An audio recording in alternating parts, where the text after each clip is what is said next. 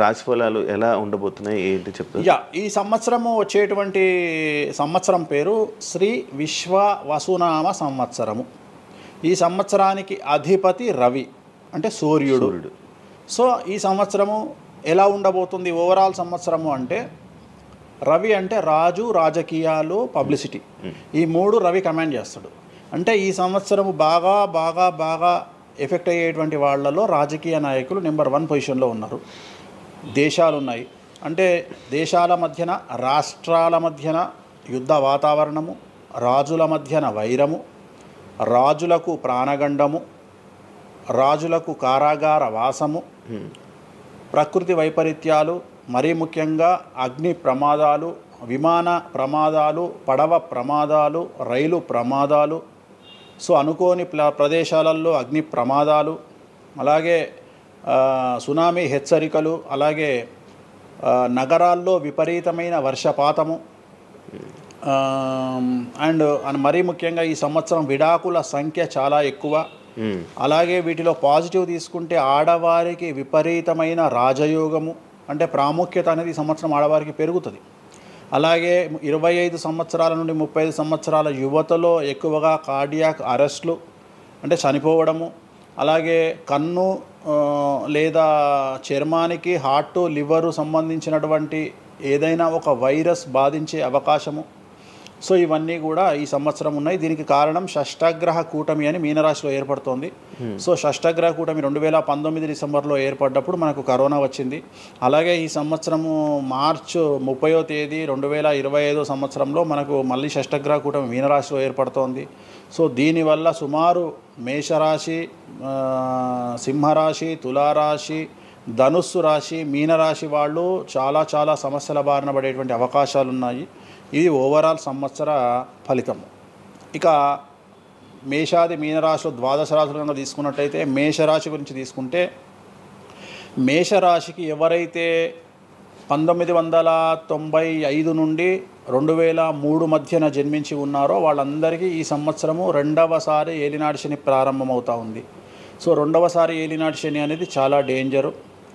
So న్యాయపరమైన చిక్కులు, ఆర్థికపరమైన చిక్కులు, సమాజంలో చెడ్డ పేరు, అనారోగ్య సమస్యలు, అలాగే ఆర్థిక అస్తవ్యస్తము, అంటే సరి అయినటువంటి నిర్ణయాలు తీసుకోకుండా ల్యాండ్ కొన్నా, ప్లాట్లు కొన్నా, ఫ్లాట్లు కొన్నా, ఇండ్లు కొన్నా లిటిగేషన్ అయ్యే అవకాశము, పెట్టుబడిలో విపరీతమైన ధన నష్టము, అలాగే తల్లిదండ్రులలో ఒకరికి ప్రాణగండాలు.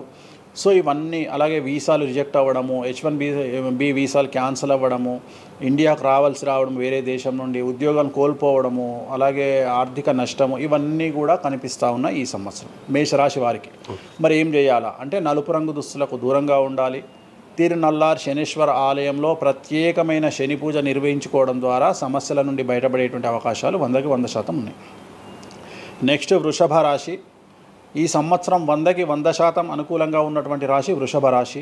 పట్టిందల్లా బంగారంగా ఉంటుంది, ఏది చేసినా సక్సెస్ కనిపిస్తుంది. గత 5 సంవత్సరాల నుండి పడుతున్నటువంటి కష్టాలన్నీ తొలగిపోతాయి. సో ఆర్థికంగా విపరీతంగా ఉంటుంది. వ్యాపారంలో రూపాయికి 10 రూపాయల లాభం వస్తుంది. ఉద్యోగస్తులకు ట్రాన్స్ఫర్స్ ఉంటాయి, ప్రమోషన్లు ఉంటాయి. ప్రభుత్వ ఉద్యోగస్తులకు మ్యూచువల్ కింద భార్యాభర్తలు ఒకే ప్రదేశానికి వచ్చేటువంటి అవకాశాలు కనిపిస్తూ ఉన్నాయి. విద్యార్థులకు ఉత్తీర్ణత శాతం ఉంటుంది. అలాగే కోరుకున్నటువంటి యూనివర్సిటీలో ప్లేస్మెంట్స్ దొరుకుతాయి. అలాగే విదేశీ వీసాలు అప్రూవ్ అవుతాయి. రైతులకు 2 పంటలు అనుకూలంగా ఉంటాయి. కళాకారులకు మంచి కార్యక్రమాలు వస్తాయి. విదేశాల్లో కార్యక్రమాలు నిర్వహిస్తారు కళాకారులు. సో ఏ రకంగా తీసుకున్నా వృషభ రాశి వారికి అనుకూలమైన ఫలితాలు ఉన్నాయి. ఎటువంటి రెమెడీస్ అవసరం లేదు. నెక్స్ట్ మిథున రాశి. సో వ్యయ గురువు నుండి జన్మ గురువులోకి మారుతున్నటువంటి గురువు వల్ల విపరీత రాజయోగం అనేటువంటిది మిథున రాశి వారికి గోచరిస్తూ ఉంది. సో మిథున రాశి వారికి ఈ సంవత్సరం పట్టిందల్లా బంగారంగా ఉంటుంది. ఇంతకుముందు చెప్పినట్టుగా ఈ రాశికి కూడా 100కు 100% అనుకూలంగా ఉంది. మరీ ముఖ్యంగా రాజకీయ నాయకులకు అన్ఎక్స్పెక్టెడ్ పాజిటివ్ థింగ్స్ జరగడం ఈ సంవత్సరం గమనించాల్సినటువంటి విషయం. అవివాహితులకు వివాహయోగ సూచనలు, సంతానం లేని వారికి సంతాన యోగము, ఉద్యోగం లేని వారికి ఉద్యోగము, ట్రాన్స్ఫర్స్ కోరుకునే వారికి ట్రాన్స్ఫర్స్, అలాగే అన్ని రంగాల్లో పనిచేసేటువంటి వారికి, ప్రభుత్వ ప్రైవేటు ఉద్యోగాల్లో ఉండేవారికి పాజిటివ్ థింగ్స్, ప్రమోషన్లు, ట్రాన్స్ఫర్స్, వ్యాపారస్తులకు అనుకూలతలు ఇవన్నీ కూడా కనిపిస్తూ ఉన్నాయి. స్త్రీలకు మరీ ముఖ్యంగా అనుకూలంగా ఉండబోతూ ఉంది. సో మిథున రాశి వారికి ఎటువంటి సమస్యలు ఈ సంవత్సరం లేవు. సో నెక్స్ట్ వచ్చే రాశి కర్కాటక రాశి. సో కర్కాటక రాశి వారికి సంబంధించి 100కు 90% అనుకూలమైనటువంటి ఫలితాలు ఉన్నాయి. 10% సమస్య ఏమిటి అంటే మే 9, 2025 నాడు గురువు వ్యయంలోకి వస్తూ ఉన్నాడు. మిథున రాశి ప్రవేశం అనేటువంటిది గురువు వ్యయంలోకి వస్తూ ఉన్నాడు. అది ఒక్కటే ఒక సమస్య కనిపిస్తూ ఉంది. సో 90% చాలా అనుకూలంగా ఉండబోతూ ఉంది. అష్టమ శని వెళ్ళిపోతుంది. 9వ ఇంట్లోకి శని భాగ్యస్థానంలోకి వస్తున్నాడు. సో అనుకూలమైనటువంటి ఫలితాలు ఉన్నప్పటికీ ఎవరైతే కర్కాటక రాశి జాతకులు 60 సంవత్సరాలు దాటి ఉంటారో వాళ్లకు సమస్యలు అనేటువంటివి, ఆరోగ్యపరమైన ఇబ్బందులు అనేటువంటివి కనిపిస్తున్నాయి.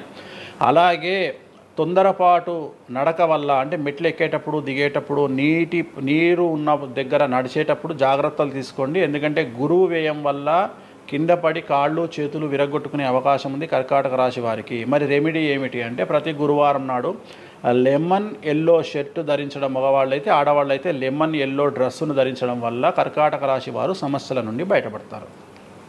నెక్స్ట్ సింహరాశి.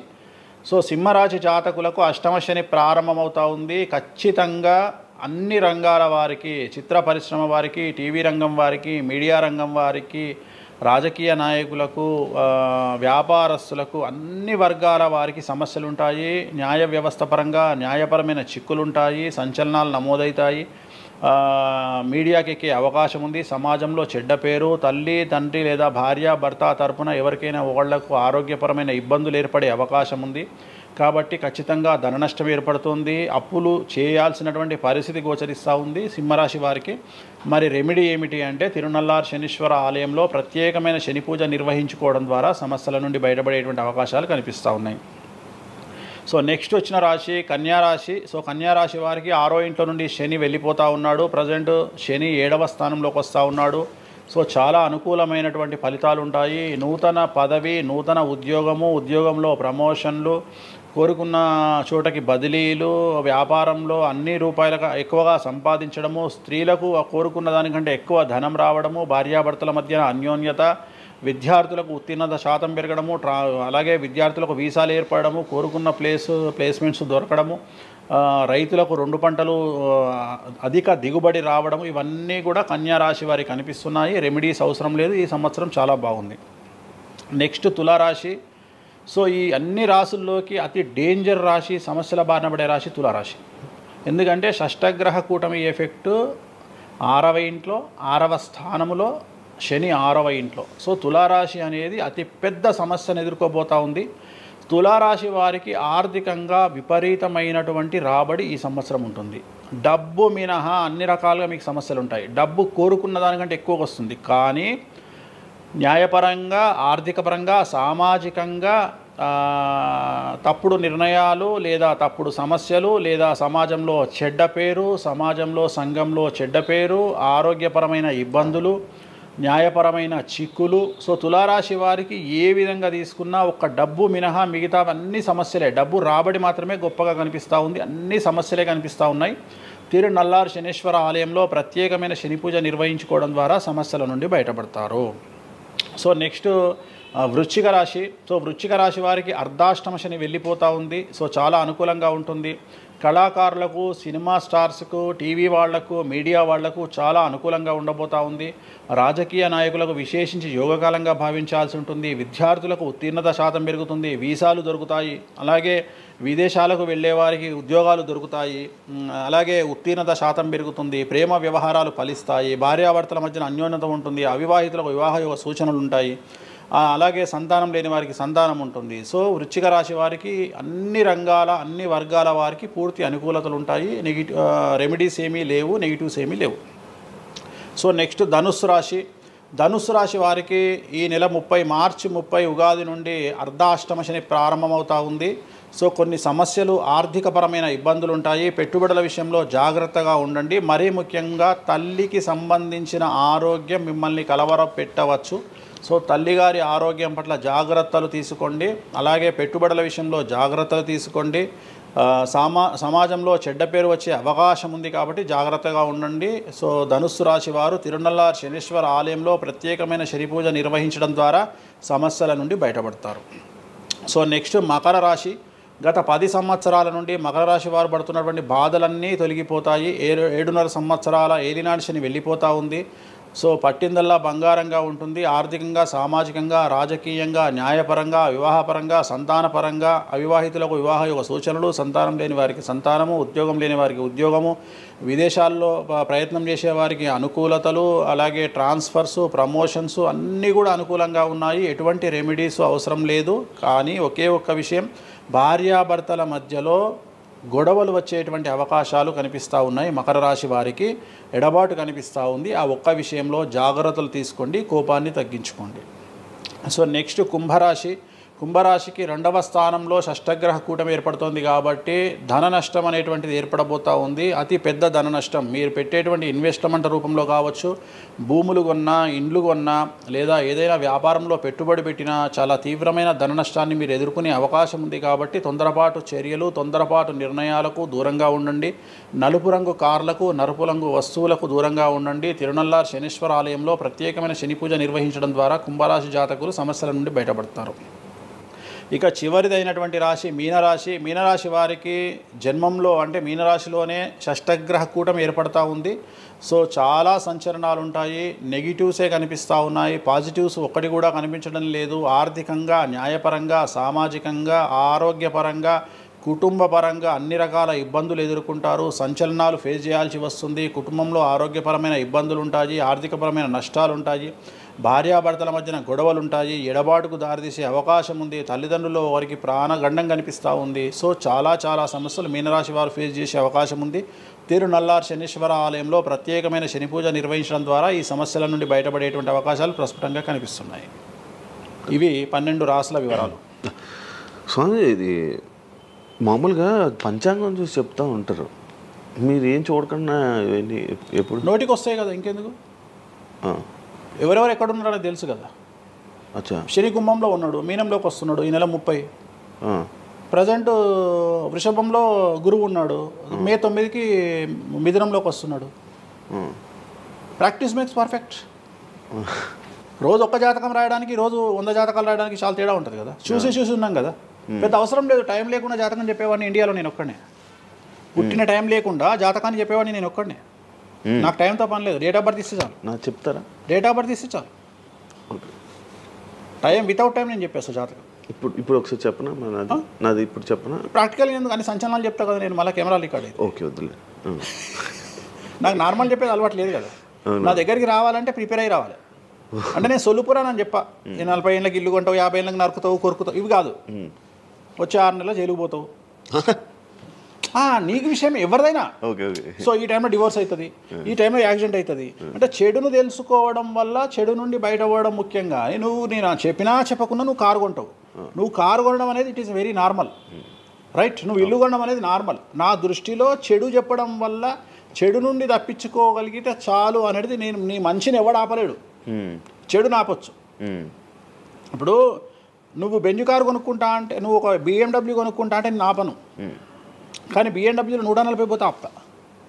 నేనేమంటా, భగవంతుడు నీకు BMW ఇచ్చింది భగవంతుడు, కానీ 180లో పోయే కక్కుర్తి నీకుంటే నేనెవడు కాపాడలేడు. హైదరాబాద్ రోడ్లకు 120 లాస్ట్, 140 పైన బండి షేక్ అవుతుంది ఈ రోడ్లకు. సో 120 కంటే ఎక్కువ పోకు అని చెప్తా. కానీ దేవుడిని అయితే నీకు BMW ఇవ్వద్దు అని నేను చెప్పలేను కదా. సో నీకు BMW దేవుడు ఇస్తాడు. సో నువ్వు స్వయంకృత అపరాధం చేసుకోకుండా కాపాడాల్సిన బాధ్యత నాది. బాబు ఫ్యాటీ లివర్ ఉంది, మందు దాకు. బాబు రంగ్స్ దొబ్బినాయి, సిగరెట్లు ఆపేసాయి. బాబు ఇగో పనికి మాలిన కసినోనో పేకాటనో ఆడకు, ఉన్న ఆస్తంతా సర్వనాశనం అయిపోతుంది. సో ఇవి చెప్పడం నా ధర్మం. అంతేగాని నువ్వు కారు కొంటావు, నువ్వు తోపు అవుతావు, తురుము అవుతావు, నువ్వు ఎట్లాగవుతావు? ఈ లివర్ మీరు ఎలా చెప్తారు? లివర్ పోయింది ఇవన్నీ జాతకంలో రవి నీచంలో ఉంటే లివర్ పోతుంది. శని రవి కలిసి ఉంటే లివర్ పోతుంది, లివర్ క్యాన్సర్ వల్ల చనిపోతారు. శుక్రుడు రాహు కలిసి ఉంటే ప్రోస్టేట్ క్యాన్సర్ వల్ల చనిపోతారు. చంద్రుడు నీచంలో ఉంటే ఆడవాళ్ళకు బ్రెస్ట్ క్యాన్సర్ వస్తుంది. డాక్టర్లు చెప్తారు కదా. Medical astrology.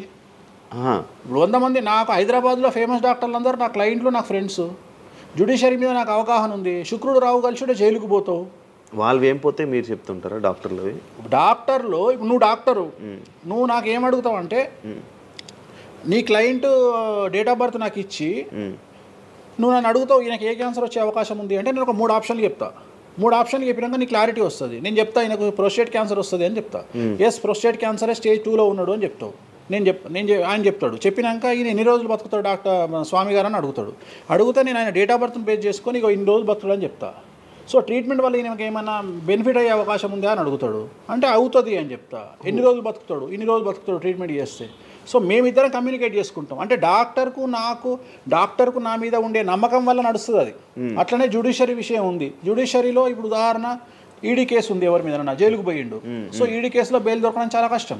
సో నేను బెయిల్ రావడానికి పూజలు చేస్తాను. దానికి కారాగార దోష నివారణ పూజ అని ఉంటుంది. సో ఆ పూజ చేయడం ద్వారా వాళ్ళకి తొందరగా బెయిల్ వస్తుంది. సో దీని మీద అవగాహన ఉండాలంటే జ్యుడిషియరీ మీద అవగాహన ఉండాలి. సో అందుకని నాకున్న సర్కిల్లో నేను ప్రతి విషయాన్ని మాట్లాడతాను. నాకు ఏం అలవాటు, రైతుతో మాట్లాడతా. రైతు సబ్జెక్టు జుడిషియరీ జడ్జి కనిపిస్తే జడ్జితో జుడిషియరీ సబ్జెక్టు మాట్లాడతా. ఏసీపీ కనిపిస్తే ఆయనతో లీగల్ సబ్జెక్టులు మాట్లాడతా. డాక్టర్ కనిపిస్తే గైనకాలజిస్ట్తో గైనకాలజీ మాట్లాడతా. ఇప్పుడు ఉదాహరణ నువ్వు ఇంత మాట్లాడుతున్నావు, నీకు అమ్మాయిల గురించి అవగాహన లేదు, అమ్మాయిల నెలసరి మీద నీకు అవగాహన లేదు.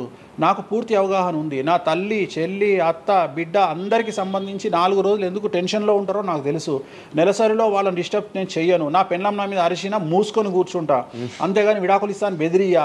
అట్లనే డ్యాన్స్ చేసే అమ్మాయికి ఎన్ని కష్టాలు ఉంటాయి. ఒక హీరోయిన్ గురించి చాలా మాట్లాడుకుంటాం. డేట్లో ఉండే హీరోయిన్ డ్యాన్స్ చేయాలంటే ఎంత కష్టం, తనకు కంఫర్టబుల్ జోన్లో ఉండదు ఫిజికల్గా. సో అట్లాంటి అమ్మాయిల గురించి, వాళ్ళ కష్టాల గురించి నాకు తెలుసు. అలాగే పీసీఓడి, పీసీఓఎస్ అంటే ఏందో నాకు తెలుసు. సో హార్మోన్ ఇన్బ్యాలెన్స్ ఎందుకు వస్తుందో నాకు తెలుసు. వాళ్ళకు గడ్డాలు మీసాలు ఎందుకు వస్తాయో నాకు తెలుసు. వాళ్ళకు థైరాయిడ్ ప్రాబ్లమ్స్ ఎందుకు వస్తాయో నాకు తెలుసు. ఏ జాతకంలో ఏ గ్రహం ఎక్కడ ఉంటే ఎలా ఉంటుందో నాకు తెలుసు. అల్లు అర్జున్ లాంటి తోపు తురుము జైలుకి ఎందుకు పోయిండో నాకు తెలుసు. రేవంత్ రెడ్డి సీఎం ఎందుకు అయ్యిండో నాకు తెలుసు. రైట్, మీకు సూపర్ స్టారే కనిపిస్తున్న హీరో తెలుసు, కానీ సినిమాలు లేక సూసైడ్ చేసుకోవడానికి సిద్ధంగా ఉన్న హీరో నాకు కనిపిస్తాడు. అర్థమైందా? మీకు సూపర్ స్టార్ హీరోయిన్ కనిపిస్తుంది, కానీ ప్రేమ పేరుతో ఉన్న సొమ్మంతా తీసుకుపోయి మగవాడికి పెట్టి అడుగు తింటున్న హీరోయిన్ నాకు కనిపిస్తుంది. సో నాకు నెత్తిలో గ్రహాలు కనిపిస్తాయి తప్ప మనుషులు కనిపించరు. శివ అనే వ్యక్తి నాకు కనిపించాడు. శివ నెత్తిలో ఉండే 9 గ్రహాలే కనిపిస్తాయి నాకు. జస్ట్ శివ అనేది ఒక పేరు నాకు, బట్ నాకు 9 గ్రహాలే కనిపిస్తుంటాయి. ఆడుతుంటాయి, డ్యాన్స్ ఆడుతున్నది నాకు కనిపిస్తుంటాయి. నెక్స్ట్ ఇట్లా జరుగుతుంది శివకు నెక్స్ట్ 1 ఇయర్లో. అది నాకున్న ప్రాబ్లం. కనిపిస్తాయా? నాకు అదే కదా, నా దరిద్రం అదే కదా, నాకున్న ప్రాబ్లం అదే కదా.